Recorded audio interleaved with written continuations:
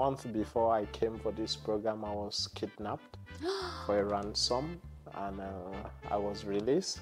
So that's the nation I'm going back to. I'm going back to a nation that is at war, but then I'm going back with a positive mindset.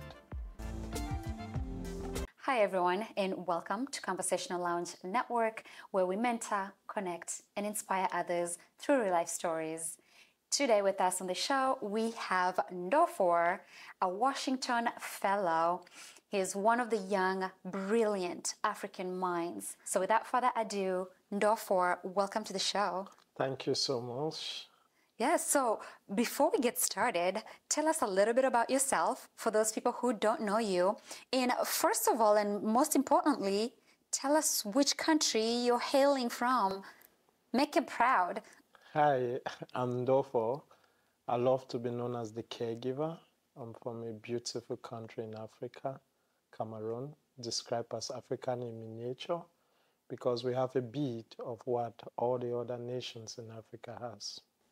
Nice. I describe myself as a caregiver because I strive as much as possible to bring joy, to ease the pain of anyone in pain in whatever sector they find themselves, using education as a tool to make life comfortable. Wow. Wow, wow, wow. That is powerful. And I like the way you describe yourself as a caregiver, right? I think most leaders, actually, they're servant leaders. So if you're already seeing yourself or defining yourself as a caregiver, that tells me you're a great leader. But I want to know, like when I get someone who's from Africa or just from everywhere on my show, the first thing I like to ask them is about their culture shock moment, because I know I did have mine. So what was yours? Food. Okay, Food. I come from a nation with very spicy food.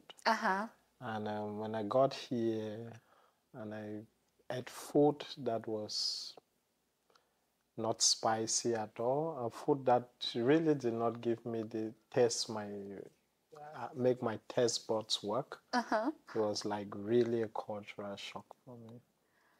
And yeah, oh my goodness. So how did you feel the first time you ate? You're like, oh, where's the spice? Yeah. And the difficulty was the fact that the spices were not available. And so I just had to pretend. To practice what we call cultural tolerance and to make do with what I had. So the first 3 weeks, or the first 1 week, my stomach was really trying to get used to what was in place. Oh, the adjustment. You are lucky you came during the summer. Some of us came in the winter, so that's a story for another day. So tell me, how has your experience as a Mandela Washington Fellow shaped your perspective on leadership and in an African perspective?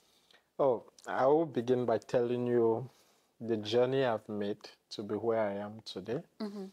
I've been applying for the Mandela Washington program for 5 years today. I've always been a semi-finalist, and this happens to be the last chance I had, but God opened the doors for me. America is like a role model when it comes to, it's like a brand that gives opportunities to anyone who dreams, and that has got firm institutions that you could tap from when it comes to leadership. So once I was selected for this program, from my nation, 1,000 plus applied for it.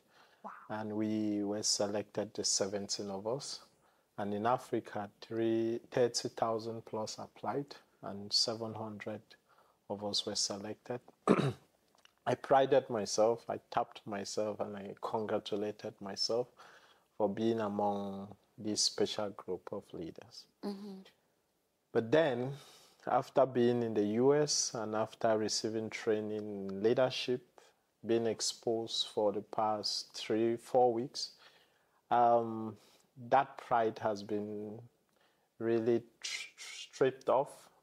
And I see that the leadership role I have been called to, it's more like a cross for me, because I'm coming from a nation that is rich, but currently suffering with we have an armed war going on right now. Oh my. In fact, a month before I came for this program, I was kidnapped for a ransom, and I was released. So that's the nation I'm going back to. I'm going back to a nation that is at war, but then I'm going back with a positive mindset, believing that diversity is wealth, and rather not a source of division. Because we are at war because of our diversity. We're trying to be unique. We do not want to integrate others with differences. But I think that one thing I have learned from the program, it's the wealth of diversity, bringing diversity together to tap from it. And that's what makes what makes the program beautiful. Yes. We are about, currently at Drake, where I have been placed. We are 25 of us from 19 African countries. That's already diversity. And with the great minds I've interacted with, I think Africa is beautiful because of its diversity. Wow. Wow. I don't even know where to start, because first I want to say, wow, I am so sorry to hear about what's happening back home right now. And I'm also so sorry that you were kidnapped. And I'm glad you're here now, and you obviously managed through that. And then on the lighter note too, I could not agree more about the diversity in Africa. And I feel like that is the one thing that we really need to shed a little bit more light on, is the diversity of Africa. I cannot tell you how many times I will go somewhere and people will be like, oh yeah, she's from Africa. You know, I am from Africa. Like, can you speak African? Like, no, Africa is a continent. And then we have like so many different countries and then tribes and all these things. So the fact that you say that this program brought in, was it 17 or 15 different countries? No, in my institution, we are 19 different countries. But the program brings in leaders from over 54 African countries. Wow. Yep. That is amazing.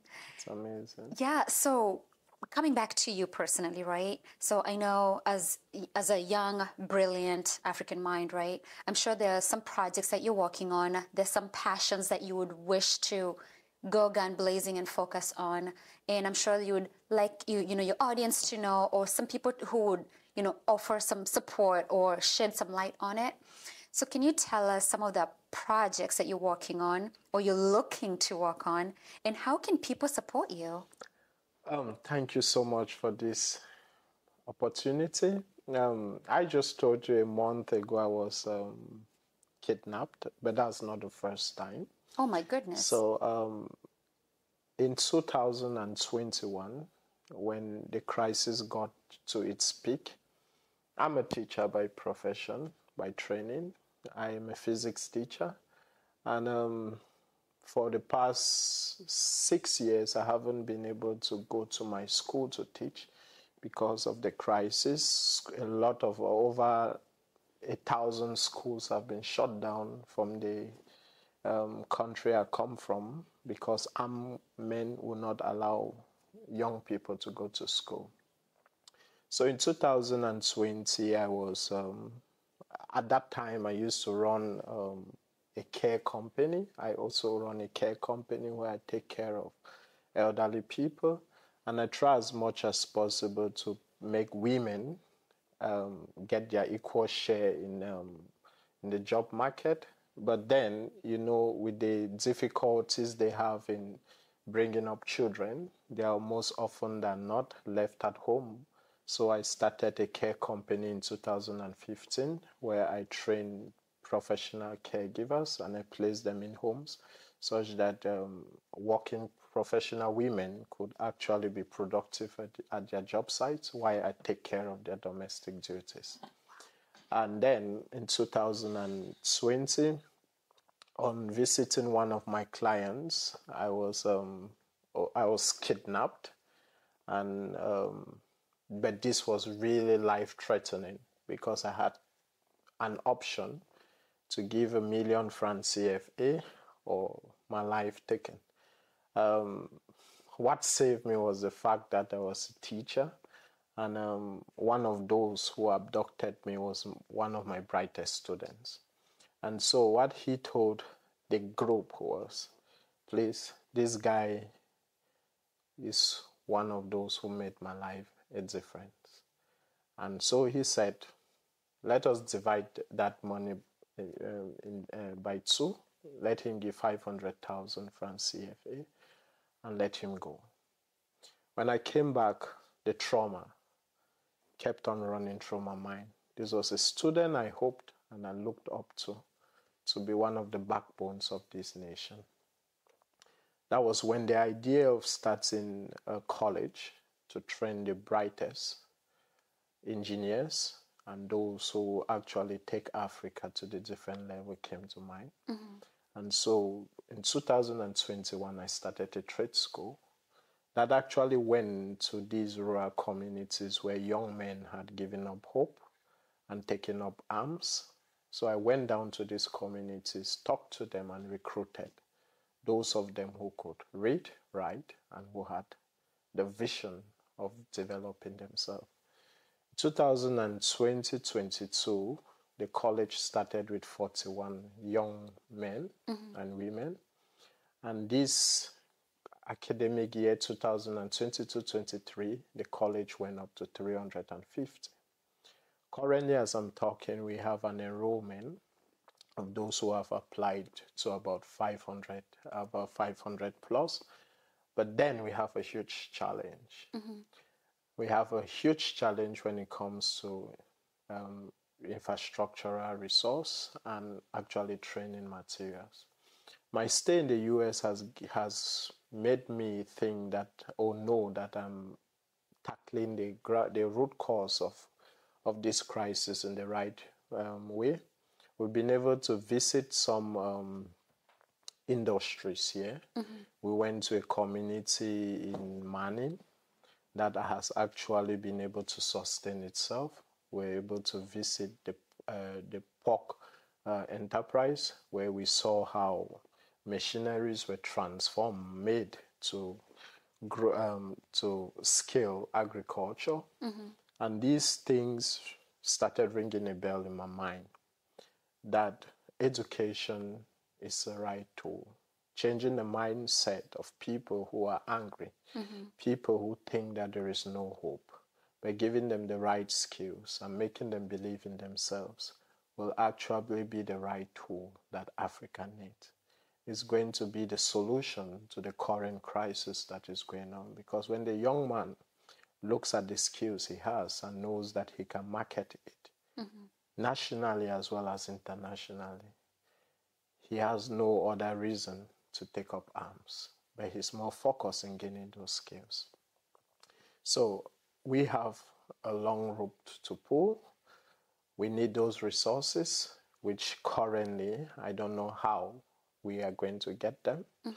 We need tools in the engineering department, in the building construction department, in the carpentry department. We need the technical know-how, the personnel to come and train us, because we are from a community where our educational system has been built a lot on theories, and we do not have those theories being translated into practicals. But the US has got the resources, has got the manpower that can help us apply or translate the theoretical knowledge we have into practical tools.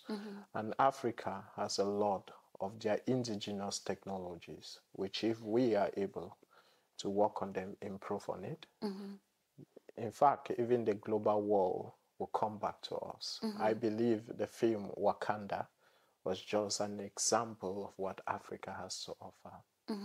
So currently, in summary, to say what we need investments, huge investments, factory investments, investments that can help scale take a trade schools in all dimension, because our dream is 5 years from today we want our prototype or our model to be digitalized and maybe transferable to, because currently where in Africa there are about 15 sub-Saharan countries who are also into conflict.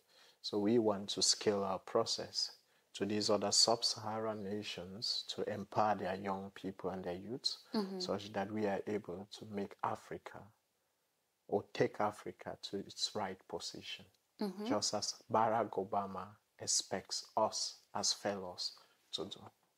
Wow. That is a very powerful message. You bring up education, right? I've always been on the mindset of education is the greatest equalizer. If we have the same knowledge, the right know-how, the right tools and resources, sure enough, we can be on the same level. Absolutely. And you also bring up about the Africa, the theory and not actually doing it practically. I am an example of that. I went, my early education was in Kenya, and I went to high school, and yes, a lot of physics and biology and those lab classes, it was mostly theory because we didn't have the equipments to actually experiment and see how a volcano works or anything. So that is amazing, and I love your vision for that. So if someone's watching right now and they're getting goosebumps like I am, right? And they're willing to invest in your vision, they're willing to support the amazing journey that you're about to embark on or continue doing, how would they get a hold of you, or how would they even find you, or just be a part of this? Thank you. We have I'm still trying to build on our technological platform or our social media platform. Those are one of the skills I've been able to learn from here. And I also thank you for this exposure, because you might be doing the best of things, but if you do not have the right platform where the stories are told and where you showcase your work, it's as good as doing nothing. And so we're trying to build a digital platform. We have a website. It's branded. We have summercare7.com. It's a website where we have built so far, so you can get our work through that website. But I think that this conversation could also be a partnership where I could give you some of my details, and viewers who probably feel that they can chip in one or two things can pass through you to get to us, because we are still at a baby level. But my participation in this fellowship has given me more reason to build on a lot, especially when it comes to digital marketing and when it comes to public relations. So we are going to build on those avenues, such that the stories of these young people can also be given as let out there to the world. We have great minds, young people who believe that they can be pilots, young people who believe that they could, they have the right solution to a lot of problems that they face within their communities. But then we are in an environment where those dreams might never come to bear if we do not, make a tweak in our educational system to move from, just to share like your story, I'm a physics teacher. I hold a first degree in physics, but to tell you that I know what this light is made up of, or the components, or even to put the bulb together is going to be funny that I do not know. That's why I started an engineering school, such that the young people can perceive, and if they perceive or dream about anything, they can put it into practice. And eventually, through this, I believe a lot of investors will start targeting Africa in search of their technologies. Wow, absolutely. And then, so for those who are watching, right, they're fascinated with their journey. They're really inspired by, you applied 5 different times and you did not give up.